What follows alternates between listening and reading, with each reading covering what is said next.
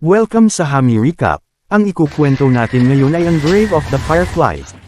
Nagsisimula ang pelikula sa boses ng isang bata. Sinabi niya, ika-21 ng Setyembre taong 1945. Iyan ang araw na namatay ako. Pagkatapos ay ipinakita ang mismong araw na iyon. Makikita ang isang maliit na batang lalaki na mukhang napakahina habang nakaupo sa plataporma ng istasyon ng tren. Kahit na matao at abala ang istasyon, walang sinumang lumalapit para tulungan siya. Habang hirap siyang huminga sa kanyang mga huling sandali, mahina niyang binanggit ang pangalan ng isang tao at pagkatapos ay namatay siya roon mismo sa plataporma. Makalipas ang ilang sandali, dumating ang mga tagalinis ng istasyon. Ngunit nang makita nila ang bangkay ng bata, wala man lang silang ipinakitang awa o lungkot. Sa sandaling iyon, may lumitaw na isang batang babae. Siya ang batang babae na ang pangalan ay binubulong ng batang lalaki bago siya namatay. Ang pangalan niya ay Setsuko, at ang batang lalaki na namatay ay ang kanyang kuya na si Sata. Nang subukang lumapit ng espiritu ni Setsuko sa katawan ng kanyang kuya, marahang pinigilan siya ng espiritu ni Sata.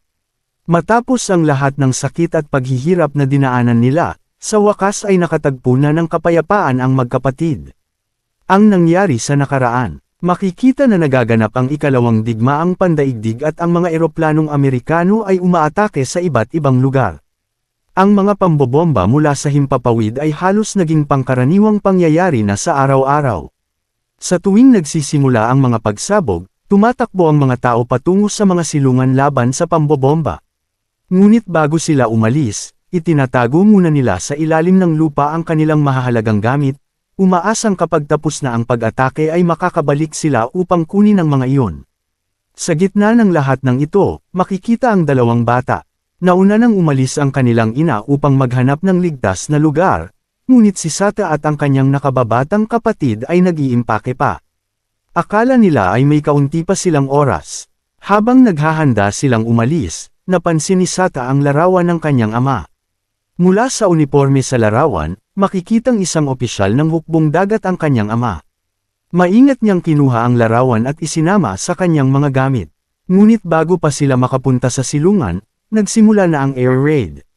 Medyo nahuli na sila, biglang nagkaroon ng kaguluhan sa paligid. Makalipas ang ilang sandali, nang tumigil na ang pambobomba, may napansin silang kakaiba. May itim na ulan na bumabagsak mula sa langit. Puno ng alikabok at usok ang himpapawid, kaya habang bumabagsak ang ulan ay nagiging madilim at marumi ito. Dahil sa pag-atake, nagsimulang sumakit ang mga mata ng maliit na batang babae.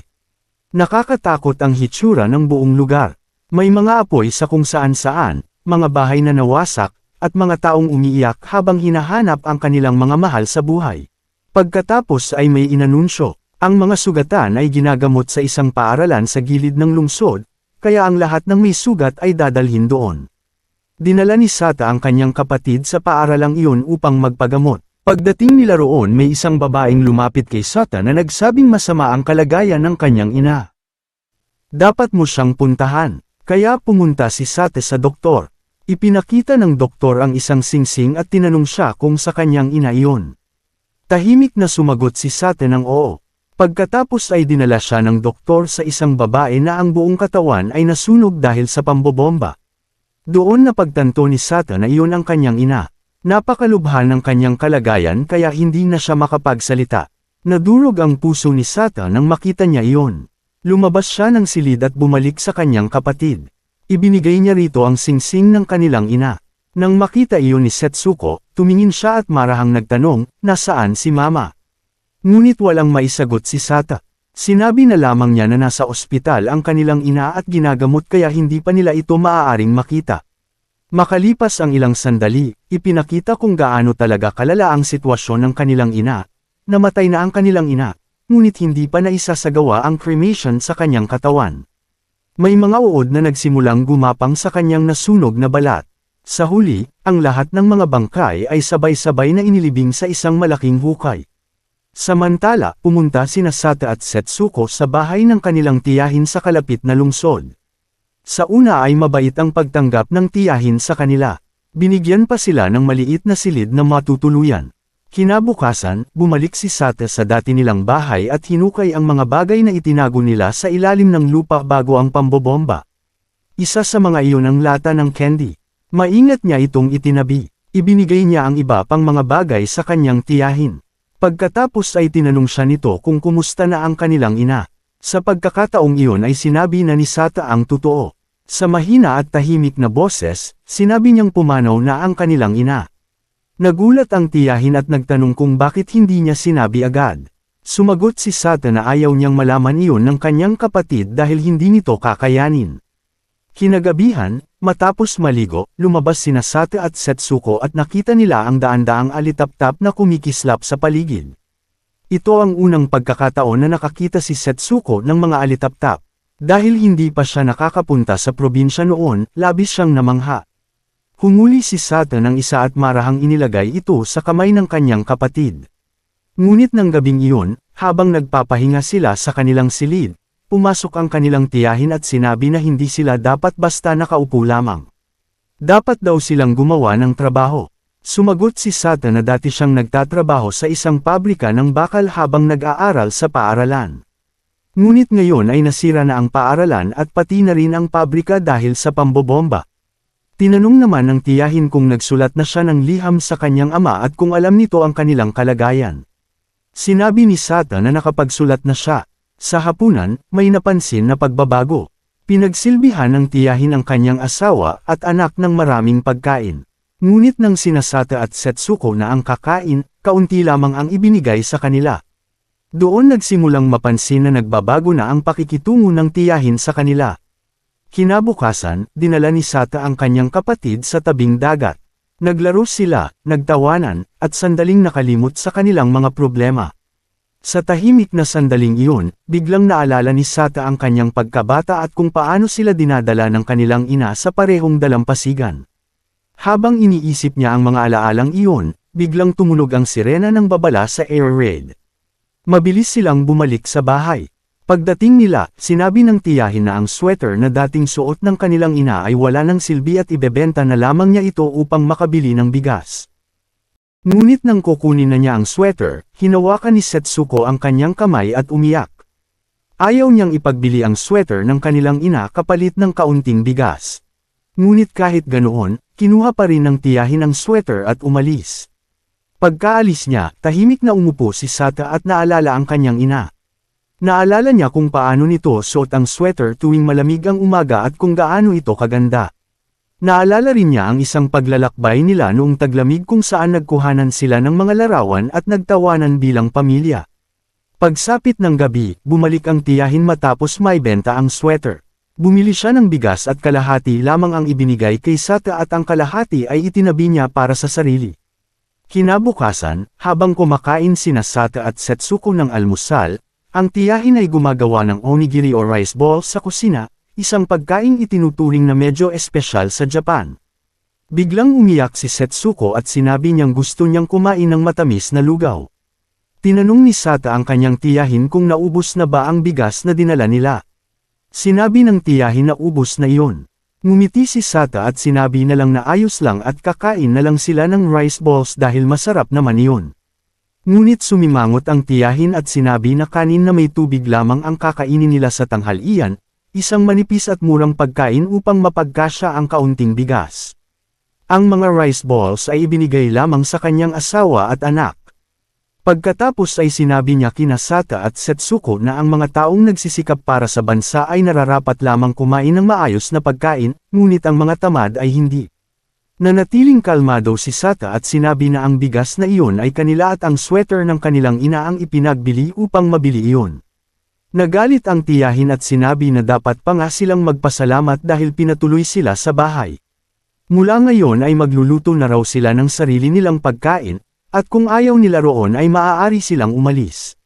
Sinabi pa niya na maaari silang pumunta sa kanilang mga kamag-anak sa Tokyo, kahit na sa totoo lang ay wala naman silang kamag-anak doon.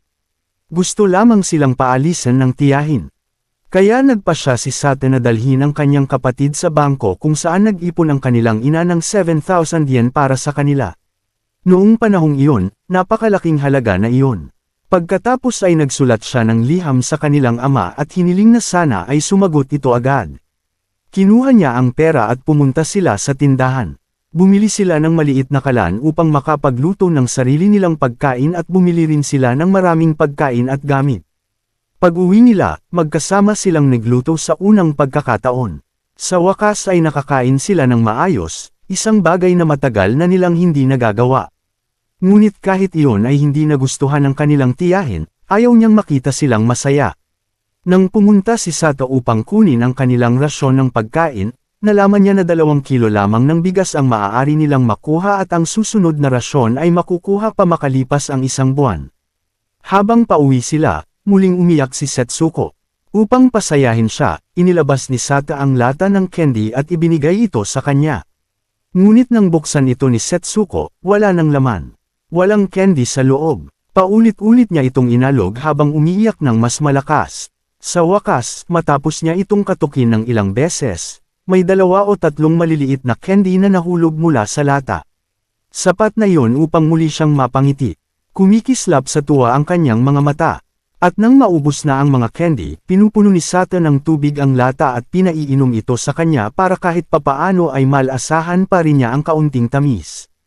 Kinagabihan, habang natutulog sila, nagkaroon ng bangungot si Setsuko. Habang natutulog ay umiiyak siya at tinatawag ang kanyang ina. Naiirita ang kanilang tiyahin sa ingay kaya bigla itong pumasok sa silid at sinabi kay Sata, "Patigilan mo ang kapatid mo sa pag-iyak. Kayong dalawa ay pwede nang umalis sa bahay na ito." At lumabas ng bahay habang marahang sinusubukang pakalmahin siya. Ngunit sa sandaling iyon ay muling tumunog ang mga sirena ng babala.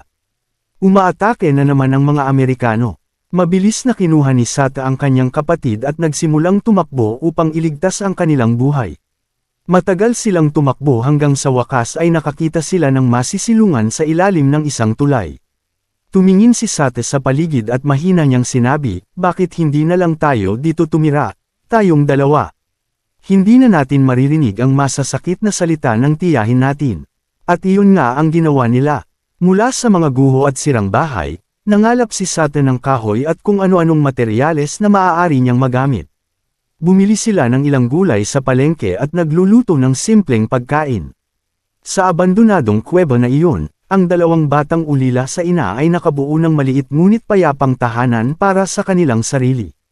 Pagkaraan ng mahabang panahon, nakapagluto sila ng lugaw na may gulay.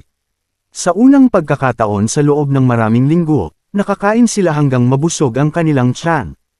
Kapag sumasapat ang gabi at dumidilim na, natatakot si Setsuko.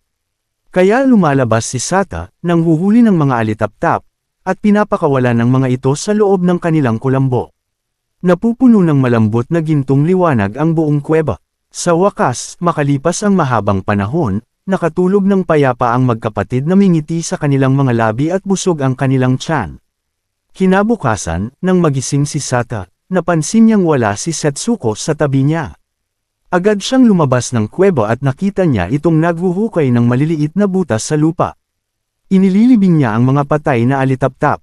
Nang makita ni Setsuko ang kanyang kuya, tumangala siya at tahimik na nagsabi, "Kuya, ganito rin ba ang libingan ni Mama?" "Alam ko na ang lahat. Sinabi sa akin ni Tia na wala na si Mama." Natigilan si Sata. Hindi niya alam kung ano ang sasabihin. Parang nadurog ang kanyang puso. Sa wakas ay nalaman na ng kanyang maliit na kapatid ang katotohanang matagal niyang tinatago.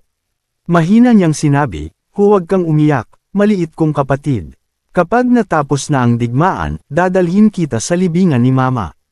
Magtatayo tayo ng bahay sa tabi nito at doon tayo titira magpakailanman." Lumipas ang panahon. Ang mga araw ay naging mga linggo at unti-unting nauubos ang kanilang ipon.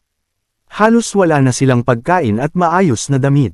Sa desperasyon, pumunta sila sa isang magsasaka, ang parehong taong binibilan nila dati ng pagkain. Nakiusap sila para sa tulong ngunit sa pagkakataong iyon ay tumanggi ang magsasaka at pinaalis sila. At sa sandaling iyon ay nagsimula na naman ang panibagong pag-atake ng mga Amerikano. Nagtago ang magkapatid sa isang bukid na puno ng mga halamang kamatis. Dahil sa gutom, kumuha si Sata ng ilang kamatis at mabilis na kumain ng 2 o 3. Binigyan din niya ng isa si Setsuko upang may makain ito. Pagkatapos ay kumuha pa sila ng ilang kamatis at bumalik sa kanilang maliit na kuweba. Ngunit lalong lumala ang kanilang kalagayan. Patuloy na umiinom si Setsuko ng maruming tubig at naninirahan sa madumi at mamasamasang kuweba. Kalaunan ay nagkasakit siya ng malubha. Nagkaroon siya ng mga pantal sa balat at nagkaroon ng matinding pagtatae, isang sakit na karaniwang kumakalat tuwing may digmaan at tagutom. Hindi alam ni Sato kung ano ang gagawin. Pakiramdam niya ay wala siyang magawa. Kinagabihan, nagpasya siyang lumabas ng palihim upang magnakaw ng pagkain at gamot para sa kanyang kapatid. Ngunit muli na namang naging malupit ang kapalaran. Nahuli siya ng may-ari ng bukid habang sinusubukang magnakaw at walang awang binugbog. Umiiyak si Sata at nagmamakaawa. Sinasabi niyang ginawa niya iyon para sa kanyang kapatid na may sakit at nagugutom. Nangako siyang hindi na niya uulitin. Ngunit walang awa ang lalaki. Kinaladkad siya nito sa lupa hanggang sa kanilang kuweba at patuloy siyang binugbog sa harap mismo ni Setsuko. Natakot ang maliit na bata, umiiyak ito at nagmamakaawang huwag saktan ang kanyang kuya. Ngunit hindi ito pinakinggan ng lalaki at kalaunan ay dinala si Sate sa pulisya. Sa istasyon ng pulis, nakita ng pulis ang kanyang pasa, dugo, at panginginig kaya naawa ito sa kanya. Matapos marinig ang kanyang kwento ay pinalaya siya ng pulis. Paglabas niya, nakita niya ang isang bagay na tuluyang dumurog sa kanya. Ang kanyang mahina at payat na kapatid na si Setsuko ay naglakad hanggang sa istasyon ng pulis upang hanapin siya. Maputla siya at halos hindi na makatayo. Napaluha si Sata habang lumuhod sa tabi niya. Pagkatapos ay marahan niya itong inalalayan pabalik sa kanilang kuweba, ang tanging lugar na matatawag pa nilang tahanan. Pagkatapos noon, makikita si Sata na isinusuong ang sarili sa mga lugar na may labanan pa rin. Habang tumatakas ang mga tao, sinasamantala niya ang pagkakataon upang palihim na kumuha ng pagkain at damit, sapat lamang upang mapakain ang kanyang kapatid. Lumipas ang mga araw ngunit lalong nanghina si Setsuko. Sa huli ay dinala siya ni Sate sa isang ospital sa lungsod. Sinuri siya ng doktor at sinabi na napakalubha ng kanyang kalagayan. Matindi ang kanyang malnutrisyon at may matinding pagtatae rin siya. Nakiusap si Sate sa doktor na bigyan ng gamot ang kanyang kapatid. Ngunit umiling ang doktor at sinabi na walang gamot para doon. Masustansyang pagkain lamang ang makapagliligtas sa kanya. Sa desperasyon ay tinanong ni Sate kung saan siya makakakuha ng masustansyang pagkain para sa kanyang kapatid. Kaarga niya si Setsuko habang naglalakad sa mga kalsada, naghahanap ng anumang makakatulong. Habang naglalakad sila ay nakakita sila ng mga piraso ng yelo sa tabi ng isang kariton ng yelo. Kumuha si Sate ng kaunting yelo at inilagay sa bibig ni Setsuko. Mahinang tinanong ni Sate kung may gusto pa ba siyang kainin. Sa pagitan ng kanyang mga luha ay mahina niyang sinabi na gusto niya ng kaunting kanin, kaunting noodles, at kaunting ice cream. Mahigpit siyang niyakap ni Sate at sinabi na dadalhin niya ang lahat ng gusto niya. Kailangan lamang niyang magpakatatag. Iniwan ni Sate si Setsuko sa kanilang kuweba at pumunta sa bangko kung saan nakaipon pa ang kanilang ina ng 7,000 yen. Ngunit habang nasa bangko siya ay may narinig siyang balita na tuluyang sumira sa kanyang pag-asa. Natalo ang Japan sa digmaan laban sa Amerika. Ang kanyang ama na nasa hukbong dagat ay namatay kasama ng mga sundalo sa mga barkong pandigma. Sa sandaling iyon ay tila namatay ang lahat ng pag-asa para sa dalawang bata. Mabilis na lumabas si Sate ng bangko habang hawak ang larawan ng kanyang ama at umiiyak ng walang tigil. Ngunit pinigilan niya ang sarili, pinunasan ang kanyang luha, at umuwi. Bumili siya ng pakwan, manok, noodles, at lahat ng paboritong pagkain ng kanyang kapatid. Ngunit nang makauwi siya ay huli na ang lahat. Pinutol niya ang isang piraso ng pakwan at marahang inilagay sa bibig ni Setsuko. Mahina itong nagsabi na napakatamis ng pakwan at nagpasalamat siya. Iyon na ang huling salita ni Setsuko. Hindi pa agad ito napagtanto ni Sata. Nagsimula pa siyang magluto ng lahat ng paboritong pagkain ng kanyang kapatid ngunit hindi na ito magigising upang kainin ang mga iyon. Nang tuluyan niyang maunawaan ang nangyari, nahiga siya sa tabi ng katawan ng kanyang kapatid buong gabi habang nakatitig sa kanyang inosente at payapang mukha. Kinabukasan, bumili si Sata ng panggatong mula sa isang magsasaka upang sunugin ang katawan ng kanyang kapatid. Pagkatapos noon, tanging mga alaala na lamang ni Setsuko ang laman ng kanyang isip. Naalala niya itong naglalaro sa duyan, Nagkukunwaring sundalo sa kanyang maliit na uniforme, naglilinis ng kuweba habang sinasabing uuwi na ang kanyang kuya. Naalala niya kung paano ito nagtatahi tulad ng kanilang ina. Isang napakaliit na batang babae na may napakalaking pangarap. Ngunit ngayon ay wala na siya. Wala nang tatawag sa kanya ng kuya. Dinala ni Sata ang maliit na katawan ni Setsuko sa isang burol. Marahan niya itong inilagay sa isang kahong kahoy kasama ang kanyang mga paboritong laruan. Tiningnan niya ang mukha nito sa huling pagkakataon. Pagkatapos ay nanginginig ang kanyang mga kamay habang sinisindihan ng apoy. Sa sandaling iyon ay pinakawala ni Sata ang lahat ng kanyang sakit, alaala, at pagmamahal. Sa wakas ay malaya na ang maliit na batang si Setsuko mula sa malupit at gutom na mundong ito. Pagkatapos noon ay iniwan niya ang kuweba at hindi na kailanman bumalik.